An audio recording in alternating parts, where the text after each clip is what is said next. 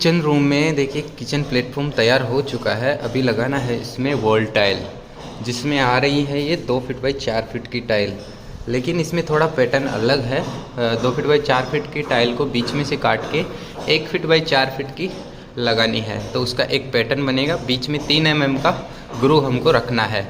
तो इसमें पूरा जो है वॉल टाइल में जो है एक ही कलर का टाइल लगाना है, और इसका स्टार्टिंग हमको यहाँ से लेना है, यानी कि ये लाइन में ग्रू आना चाहिए। उसके बाद सीधे नीचे एक टुकड़ा आएगा 4 इंच का, तो उस हिसाब से इस पूरे किचन रूम को लगाना है। तो मैं काटता हूँ टाइल्स को, तब तक आप कर दीजिए वीडियो को लाइक, और चैनल पे नहीं है तो चैनल को कर देना सब्सक्राइब। इसका पूरा लुक कैसा दिखेगा ये पूरा लास्ट वीडियो में आप देख पाएंगे।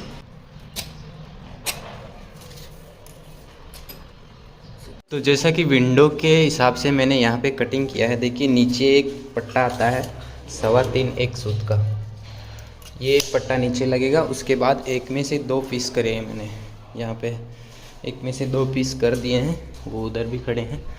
तो इसमें से दोनों का पैटर्न मिलाने के लिए क्या करूँगा, ये नीचे लग जाएगा, ये ऊपर लग जाएगा, तो इसका टाइल का पैटर्न भी ख़राब नहीं होगा और इसका लाइनिंग भी सीधा दिखेगा।